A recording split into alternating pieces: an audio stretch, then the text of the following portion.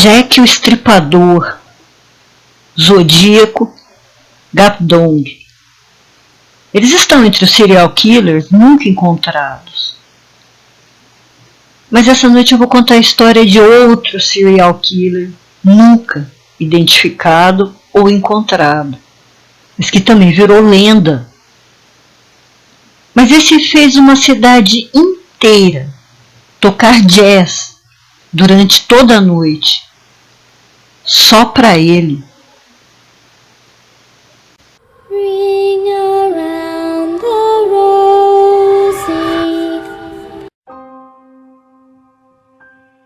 Boa noite.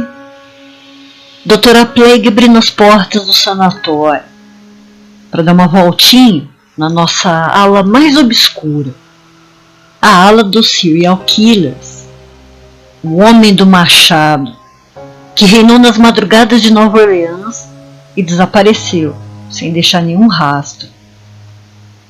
E a encantada Nova Orleans de novo no sanatório. E claro que uma cidade encantada dessas tem de ter seu próprio serial killer. O Axeman atacava nas noites, dividindo espaço com os fantasmas, vampiros e bruxas, e conseguia ser mais assustador que todos eles. Mas se você é como eu e gosta de jazz, tudo bem, a gente está livre dele. É isso mesmo, o Axeman poupava os amantes do jazz do seu machado. Esse assassino de ótimo gosto musical atuou em Nova Orleans de maio de 1918 a outubro de 1919. Na época dos ataques, o jazz ainda estava começando a ganhar os corações dos moradores de Nova Orleans. E já estava nos bares, nas casas, nas ruas, não só ganhando os corações, como também unindo todo mundo. Depois da Guerra Civil, Nova Orleans virou uma misturada de gente. Eram afro-americanos, judeus, crioulos, brancos. Todos se juntavam quando e onde o jazz estivesse tocando. Menos os mais velhos, claro. Esses odiavam a música. Mas a trajetória do homem do machado começou como a de todo serial killer. Acontece um crime horrendo, isolado e sem suspeitos. Quando a coisa parece que vai se acalmar, acontece outro crime, dos mesmos padrões. E depois do terceiro a coisa vai ficando preocupante. A princípio, o padrão das vítimas era de imigrantes italianos ou ítalo-americanos, comerciantes e também suas esposas. A arma usada era o machado. O assassino entrava na calada da noite, não se sabia como, e cortava as vítimas até a morte, usando as armas que estivessem à disposição na casa escolhida. Grande parte das vezes, um machado. As primeiras vítimas foram Joseph e Catherine Maggio, donos de uma mercearia e bar. Era madrugada de 22 de maio de 1918. E o casal dormia quando foi surpreendido pelo assassino. Eles tiveram as gargantas cortadas com uma navalha, que certamente era de Joseph. Ele sobreviveu, mas só até alguns minutos depois de ter sido encontrado pelos seus irmãos. A esposa Catherine morreu na hora, mesmo porque teve o pescoço cortado tão profundamente que estava por um fio de ter a cabeça separada do corpo.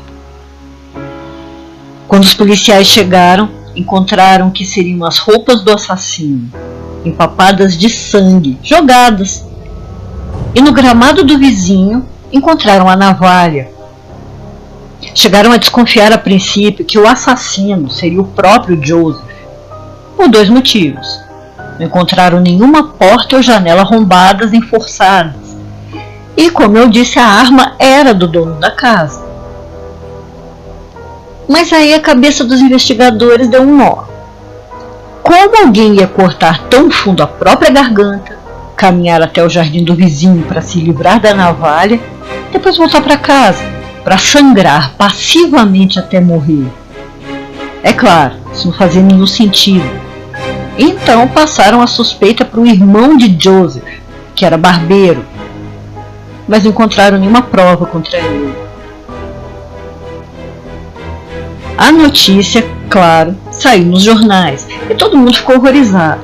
De fato, foi um crime terrível, mas até então não havia motivos para um pânico geral. Até o dia 27 de junho do mesmo ano. Louis Besumer e a amante Harriet Lowe receberam a visita do assassino nas primeiras horas da manhã. Eles dormiam num quartinho nos fundos da mercearia de Louis. Ele levou uma machadada na cabeça e ela também, mas não morreu na hora e foi levada para o Hospital de Caridade de Nova Orleans. Milagrosamente, os dois sobreviveram. No mês seguinte, em 5 de agosto, Anna Schneider estava sozinha em casa. O marido ainda não tinha voltado do trabalho no comércio do casal. Era madrugada e, como Anna estava prestes a ter seu bebê, já estava deitada. Quando se levantou para ir à cozinha tomar a tradicional aguinha da madrugada, deu de cara com uma figura escura, em pé, que a golpeou com um objeto cortante na cabeça. Depois foi encontrada pelo marido, com o rosto coberto de sangue e sem o couro cabeludo, que foi escalpelado. Ana foi levada ao hospital, mas não se lembrava do ataque, apenas de ter visto alguém na cozinha. O marido, Ed Schneider, disse que nenhuma porta ou janela foi arrombada e nada foi roubado da casa. Sumiram só $7 da carteira dele.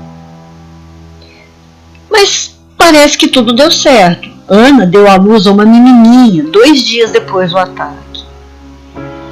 Só que aí a polícia já começou a ficar com a pulga atrás da orelha. Eram crimes muito parecidos, o espaço de tempo também e o padrão das vítimas.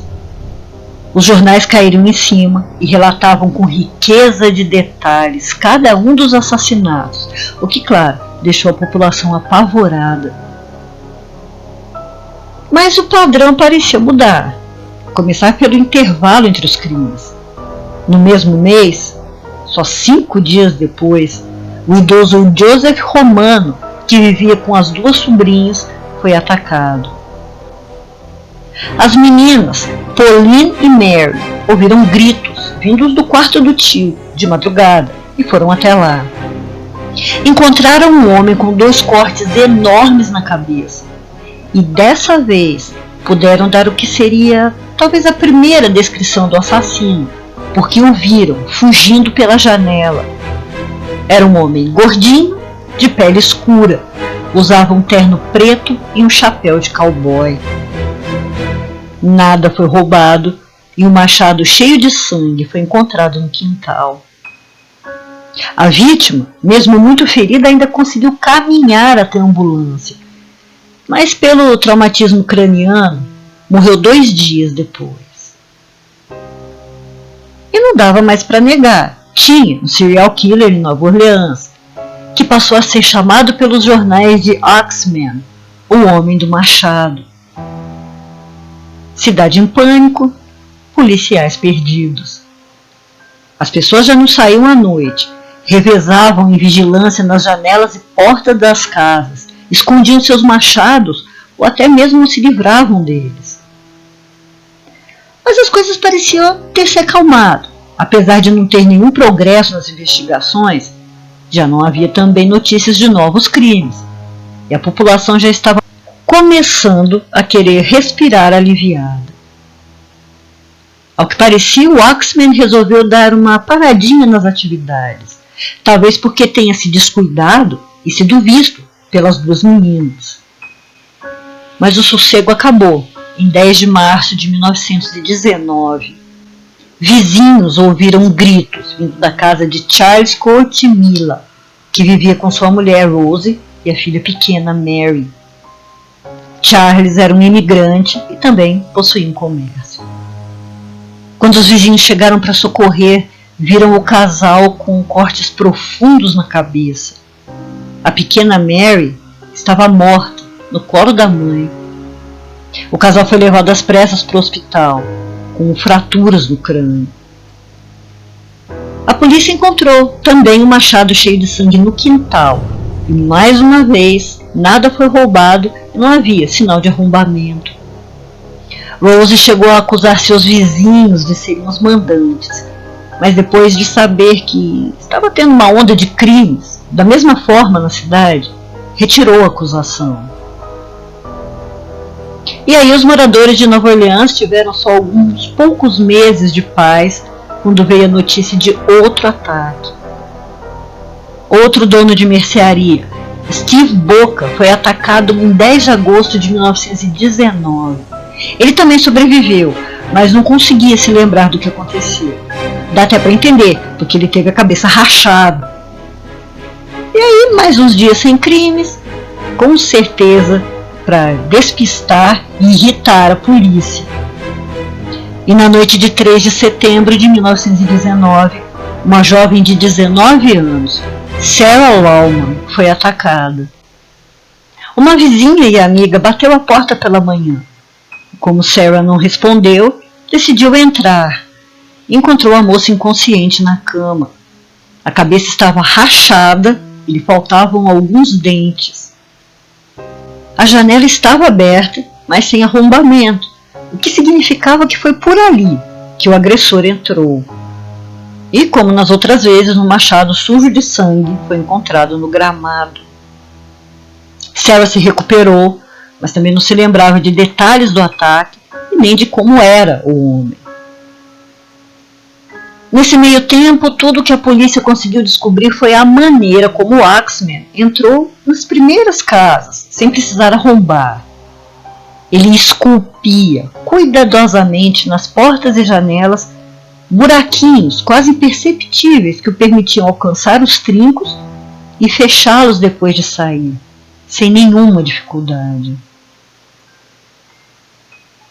E outro crime aconteceu, em 27 de outubro de 1919.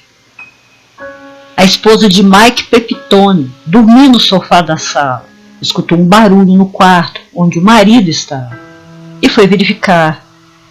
Da porta viu um homem fugindo pela janela e, ao olhar na cama, viu o marido coberto de sangue, com a cabeça arrebentada.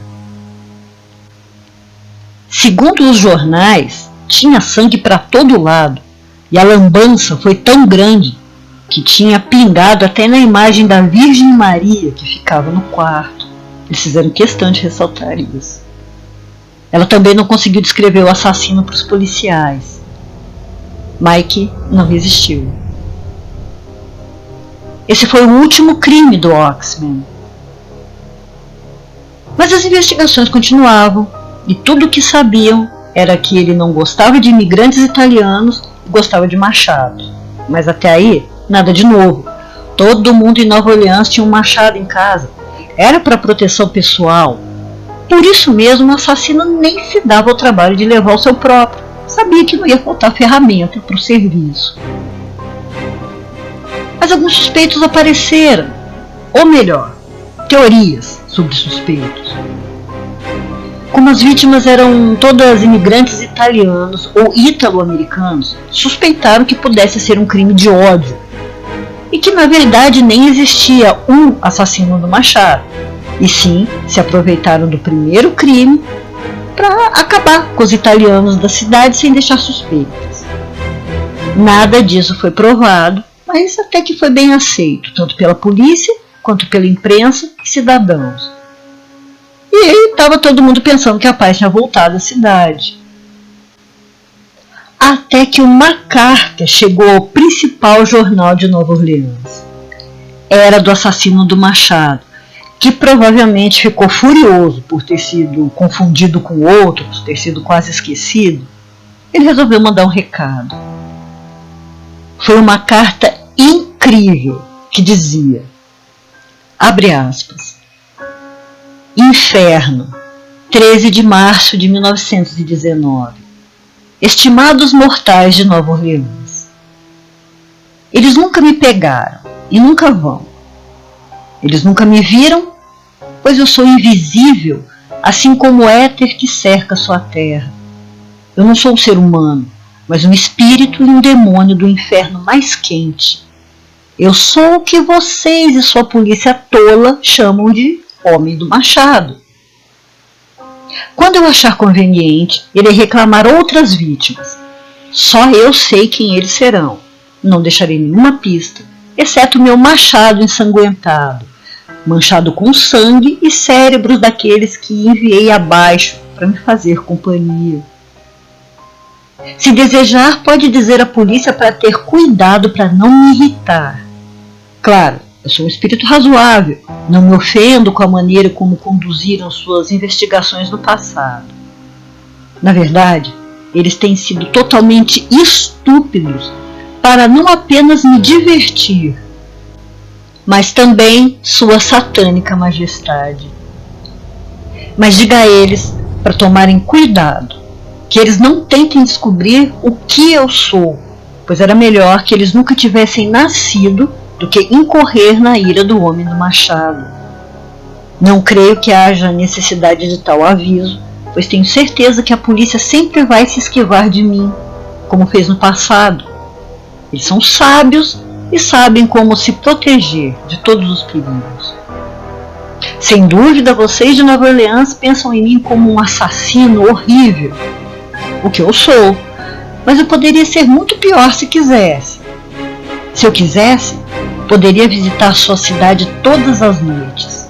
À vontade eu poderia matar milhares de seus melhores cidadãos, e também os piores, pois eu tenho um relacionamento íntimo com o Anjo da Morte.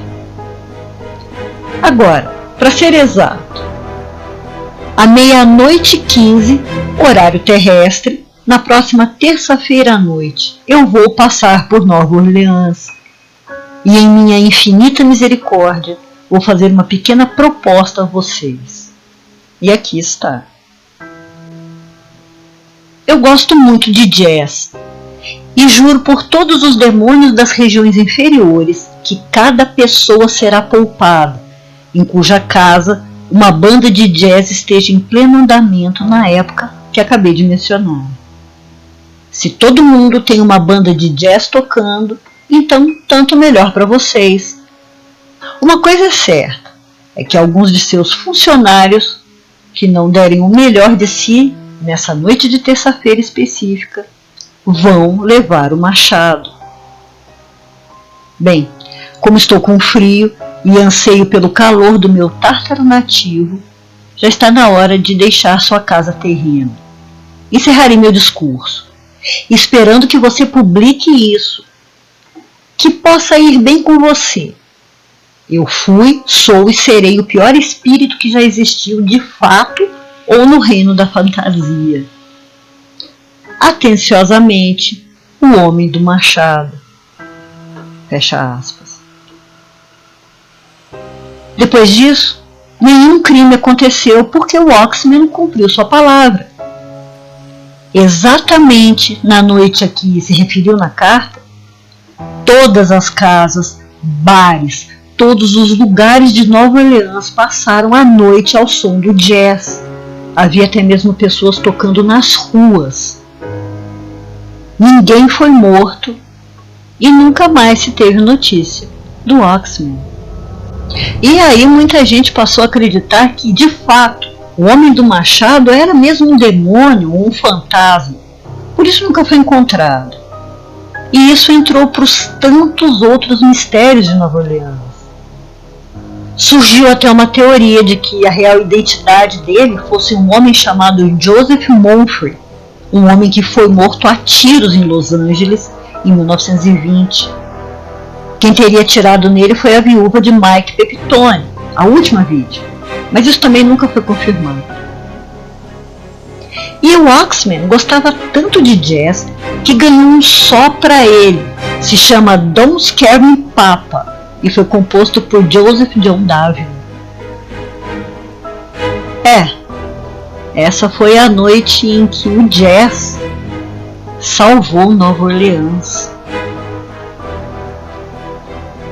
Se você gostou dessa história, toda semana eu conto tudo relacionado ao horror e ao terror. Se interna com a gente, se inscreva, deixa o like, ativa o sininho e assim você me ajuda a cuidar de bichinhos resgatados das ruas que agora moram aqui com a gente. Seja também um padrinho, uma madrinha para poder nos ajudar. Logo eu volto para abrir de novo a cela de mais um serial killer.